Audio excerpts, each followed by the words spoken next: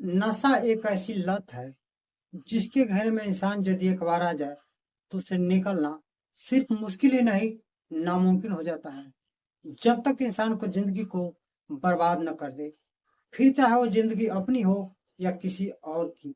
आज की घटना में कुछ ऐसा ही है जिसके कारण सिर्फ एक पति का मौत ही नहीं होता है बल्कि उसके साथ साथ उसके पत्नी के साथ दुष्कर्म जैसे घटना को अंजाम दिया जाता है, यानी बलात्कार किया जाता है।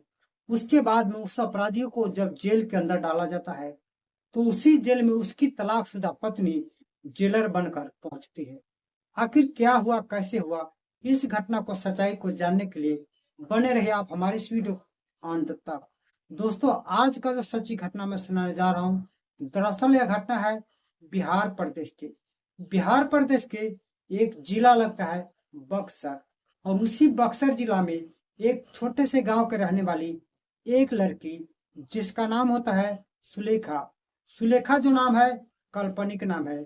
सुलेखा अपने ही गांव के पड़ोस में ही एक कॉलेज में पढ़ा करती थी, और उसी कॉलेज में एक लड़का पढ़ा करता था, और उसी लड़का के साथ सुलेखा कभी कभार बात कर लिया करती थी, जिसकी जानकारी किसी अज्ञात व्यक्ति के द्वारा उनके माता पिता को चलता है। तब उनकी माता पिता कहती है हो न सके हमारी बच्ची सुलेखा कोई ऐसा नीच उच्च कदम न उठा ले जिसके वजह से हमें गांव में रहना ही मुश्किल हो जाए। इसी वजह से सुलेखा की माता पिता अपनी बच्ची सुलेखा को शादी अपने गांव से 10 किलोमीटर दूर एक अच्छा सा लड़का देखकर शादी ठीक कर देता है, जिस लड़का का नाम होता है जय। जैसे ही सुलेखा को यह बात का पता चलता है कि सुलेखा की अब शादी ठीक हो चुकी है, तब सुलेखा अपने माता पिता से कहती है कि मुझे अभी शादी नहीं करना है, मुझे पढ़ना है, मुझे लिखना है। जैसा आप सोच रहे हैं वैसा बात नहीं है, मैं आपकी मर्जी से शादी विवाह करूंगी, पर मुझे अभी पढ़ने की मौका दिया जाए, मुझे आगे पढ़ लिख कर कुछ बनना है। लेकिन उसका माता पिता किसी भी बात को सुनने को तैयार नहीं है। सुलेखा को शादी जय के साथ कर देती है। सुलेखा शादी के बाद अब अपने ससुराल चली जाती है। चले जाने के कुछ ही दिन बाद में सुलेखा अपने पति से अपने पढ़ाई के बारे में कहती है, और कहती है कि मुझे पढ़ना है, लिखना है, मुझे कुछ करना है, मुझे आप सपोर्ट कीजिए, साथ दीजिए। तब सुलेखा की पति यानी जय उसे कहता है कि इस विषय में मैं अपने माता पिता से बात करूंगा, उसके बाद आपको आगे पढ़ाया जाएगा। जैसे जय अपने माता पिता अपने घर परिवार के साथ बैठकर आपस में बातचीत करते हैं, उनके घर परिवार के जो भी सदस्य थे सभी सुलेखा को पढ़ाने से इनकार कर जाते हैं, और सुलेखा को समझाते कहते हैं बेटा अब तुम्हारा शादी हो गया है, यही सब कुछ है, जितना है उतना में ही हम जी लेंगे, इसी में एडजस्टमेंट करके चल जाएगा, अब पढ़ने की कोई जरूरत नहीं है। लेकिन इतना बात सुनने के बाद सुलेखा बिल्कुल परेशान हो जाती है, नाराज हो जाती है, जिसके वजह से सुलेखा और जय को आपस में झंझट तकरार होने लगता है। इसी के वजह से जय ने एक दो थप्पड़ अपने पत्नी यानी सुलेखा को मार देता है। उसके बाद में सुलेखा गुस्से में आकर अपने माता पिता को कॉल करती है, और कॉल करके कहती है दीदी आप मुझे जिंदा देखना चाहते हो तो अभी कभी आओ और मुझे बुला कर ले चलो। यदि आप मुझे बुलाने के लिए अभी नहीं आते हो तो कल आपके घर हमारा डेड बॉडी पहुंचेगा यानी लाश पहुंचेगा। तब सुलेखा के पिताजी सुलेखा के ससुराल जाते हैं और जाकर सुलेखा को बेकायदे बुलाकर अपने घर पे ले जाते हैं। उसके बाद में सुलेखा अपने माँ के घर जाती है, और जाने के बाद में अपनी पढ़ाई को पूरी करने के लिए, अपने आप को आगे बढ़ने के लिए अपने पति यानी जय से यानी तलाक लेती है, और उसके बाद में पढ़ाई शुरू कर देती है। और जो पढ़ाई शुरू करती है उसमें उसका भाई उसको साथ देने लगता है, और सुलेखा मन लगाकर पढ़ने लगती है। एक तरफ सुलेखा पढ़ाई पूरी करने लगती है और दूसरी तरफ जय गंदी हरकत में लग जाता है, यानी 420 में अपने ही पड़ोस के रहने वाला एक युवक के साथ दोस्ती हो जाता है, और उसी के साथ लूट मार में लग जाता है। उसके बाद में गांव से कुछ ही दूर खेतों से होते हुए एक रोड गुजर रहा था। उसी रोड से एक व्यक्ति रक्षाबंधन के दिन अपने पत्नी को लेकर ससुराल जा रहा था, और उसी रास्ते पे जय और जय के दोस्त शराब के नशे में जा रहा था। लेकिन वो महिला जो अपने पति के साथ अपने माँ के गांव जा रही थी यानी मायके जा रही थी, उसके जो शरीर पे थे काफी सारे गहने थे, जिसको देखकर जय और जय के दोस्त दोनों को नियत खराब हो जाता है, और उसके वजह से जय और जय के दोस्त दोनों मिलकर उस मोटरसाइकिल को यानी महिला को पति को रोकते हैं और महिला से जेवर छीनने की कोशिश करते हैं। जैसे महिला से जेवर छीनने की कोशिश करते हैं, महिला के जो पति थे वो हट्टा कट्टा था, जिसके वजह से महिला के पति इन दोनों को अकेला ही दबा दिया करते थे। उसके बाद में महिला के पति ने जोर से जय के दोस्त को गला को दबा देता है, जिसके वजह से जय के दोस्त चिल्लाने लगता है, कहता है दोस्त जय बचाओ नहीं तो अब हमारी जान चली जाएगी। जिसके वजह से जय अपने पास से तमाचा निकालता है यानी पिस्तौल निकालता है और ताबड़तोड़ महिला के पति के ऊपर वार करता है, जिसके वजह से उसकी घटना स्थल पर ही मौत हो जाती है। उसके बाद में महिला रोने लगती है, छटपटाने लगती है। उसके बाद भी जय और जय के दोस्त मिलकर महिला के साथ दुष्कर्म जैसी घटना को अंजाम दिया यानी बलात्कार किया गया। उसी बीच में एक गाड़ी आ रहा था, जिस गाड़ी में तकरीबन 4 से 5 लड़के थे। उसने देखा कि एक इंसान का डेथ हुआ है यानी डेड बॉडी पर है और महिला यहाँ चिल्ला रही है, रो रही है। उसके साथ 2 लोग जानवर की तरह लगे हुए हैं। उसके बाद में गाड़ी रोकता है, रोकने के बाद में इन दोनों को पकड़ने की कोशिश करता है और दोनों शराब के नशे में था, इसलिए दोनों पकड़ा भी जाता है आसानी से।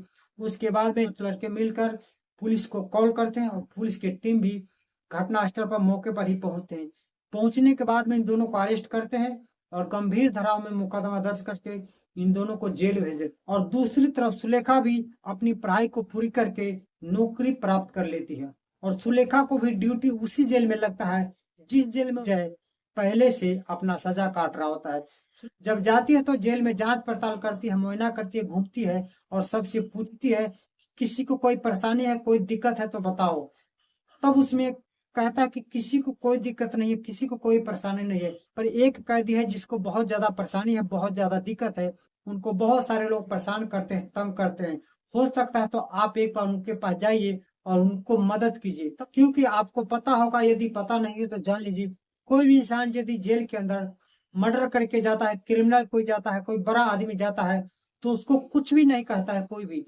कोई यदि कोई इंसान 76 में 420 में जाता है तो उसको बहुत सारे लोग परेशान करते हैं, दबाते हैं।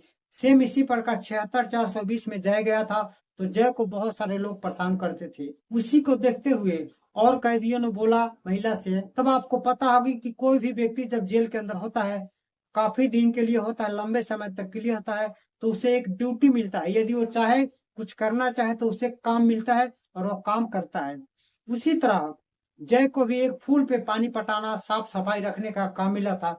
जय भी अपने काम में व्यस्त था।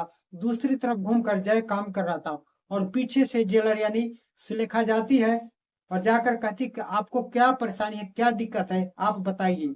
वो इंसान आगे तरफ घूमकर अपने काम को कर रहा था, लेकिन जैसे सुनाई पड़ता है वो पीछे जब घूमकर देखता है तब उसकी आंखों से आंसू गिरने लगता है और हाथ जोड़कर खड़ा हो जाता है और उसको समझ में नहीं आ रहा है कि वो क्या बोले, क्या बात करे।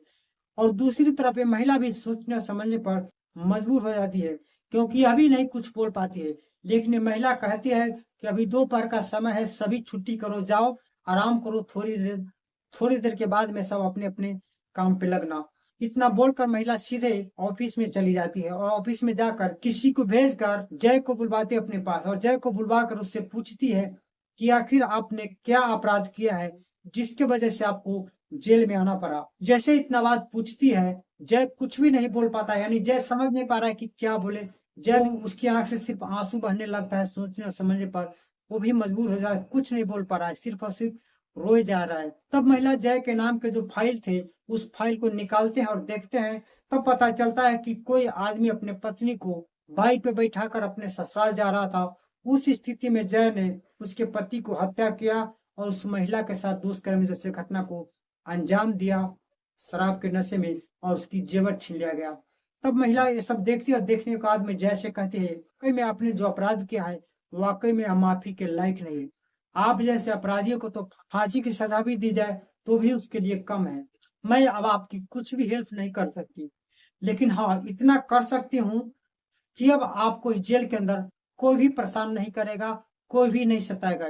इससे ज्यादा मैं कुछ नहीं कर सकती। लेकिन हाँ एक बात को जरूर याद रखना, इस जेल के अंदर किसी को भी पता नहीं चलना चाहिए कि तुम मेरे तलाकशुदा पति हो और मैं तुम्हारा तलाकशुदा पत्नी हूँ। यह बात किसी को भी पता नहीं चलना चाहिए। इतना कहकर जय को भेज देती है, जय चला जाता है और जय जाने के बाद में फिर से अपना सजा को काटने लगता है। उसके बाद सजा कुछ महीनों बाद जय उसी जेल के अंदर आत्महत्या कर लेता है।